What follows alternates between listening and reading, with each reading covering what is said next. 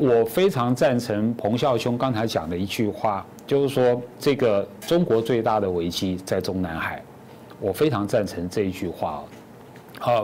因为关于这个中共最高权力这个接班的问题，我先不谈习近平，我先讲中国共产党，它本身就有一个非常大的缺点跟弱点啊，就是说在中共的党章还有中华人民共和国的宪法里面，根本没有最高领导人怎么产生、怎么领导，规定都没写，空白的啊，党章也没有，这个宪法也没有。光是这一点就注定了这个中国共产党它那个政治发展上的一个不确定性。好，按照中共党章写的非常简单，总书记是干什么用的？第一个，召集政治局常委会跟政治局会议，召集会议用的；第二个，主持日常工作，中央书记处日常工作。党章只有写这2句话，就说你是主持开会的人啊。简单的说就是这样子，因为这也是邓小平当年的设计。好，那其实邓小平他占有一个非常重要的在中共的这个政治这个权力继承，他有个非常重要的角色。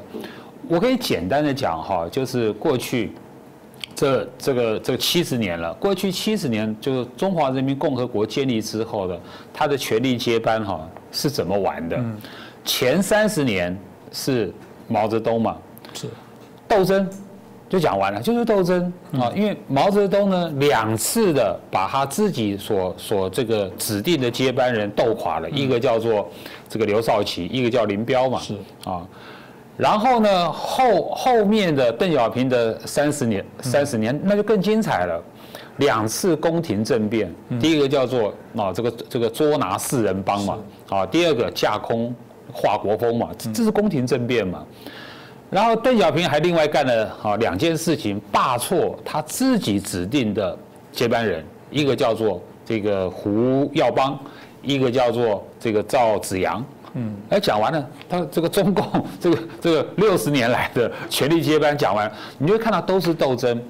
不过好在还是回到邓小平，他辛苦努力的去建立了2个东西一个叫做任期制，一个叫做集体领导。那你就可以看了，就是说其实中共的权力接班，它本来就是斗争是正常。我刚才讲了，60年都是斗争。他的党里面的宣誓就是说，他们就是以这个斗争啊，斗争是正常的。可是呢，邓小平呢把它纳入正轨就好，我们照制度来吧可是呢，现在你回头看已经都被习近平破坏了。就是说，邓小平好不容易才留下来的这个所谓的权力继承的政治惯例都已经被推翻了。好，那么现在问题就来了，就是说你推翻了这个政治上的这种权力继承的规矩，它会产生什么后果？其实我以前在这边讲过就是说在中共的政治游戏里面，它是一个赌注非常高的政治游戏，但是竟然没有游戏规则。它的赌注大到什么地步？我简单的说就好了。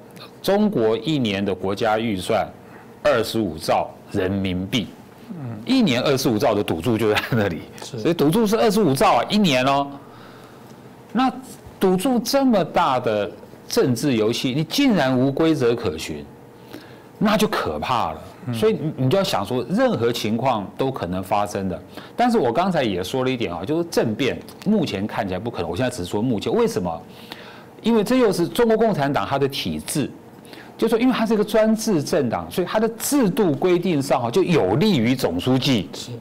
好，国家主席、军委主席嘛，总书记3位一体嘛，所以从这个制度设计就是有利于他的，有利习近平。那第二个，当然，习近平就任以后，他的斗争的手段以反腐败，但是我觉得他的反腐败能够斗争那么成功，是因为他获得了一个最大的政治盟友，叫做王岐山，在帮忙他。王岐山等于是在政治上是习近平的老大哥，他是有一个有力的澳元。所以我觉得是，就是说过去这个10年来，习近平的执政能够顺利的度过，王岐山功不可没。可是20大以后，最近看起来这个王岐山跟习近平已经渐行渐远了。简单的说一句话好了，我觉得习近平他真正的危机是在20大他连任之后，他的危机就会马上浮现。已经本来就有危机了，可他危机就会马上浮现。为什么哈？就是说这个接班人的问题是一个致命伤。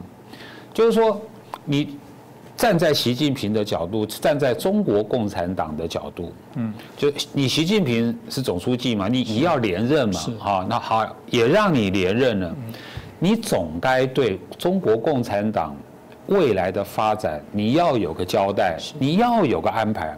这不是为了习近平，也不是为了我什么帮什么帮啦，哦，是为了共产党长治久安嘛。你是不是该给我们安排一个接班人？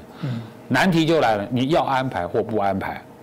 你不安排的话，你对全党乃至于全中国，你怎么交代得下？你如果要安排的话，那就有趣了。第一个，你安排的人，大家能不能接受？更重要的还有第二个问题，你安排的人，你准备给他什么时候接班啊？你总要给大家一个交代嘛。所以都是大问题。所以我的判断，他20大。即便习近平能够连任，但恐怕是习近平危机浮现的开始。这就是为什么你看最近习近平常讲的哈，就是说要敢于斗争，要勇于斗争。这场斗争输不起也不能输。他嘴巴上他讲的是什么中国的崛起啊？不是，他其实在讲他个人。这场斗争啊，你不能输，你也输不起。为什么？我也赞成。你如果习近平如果输了这场斗争，恐怕连他的生命都会有危险。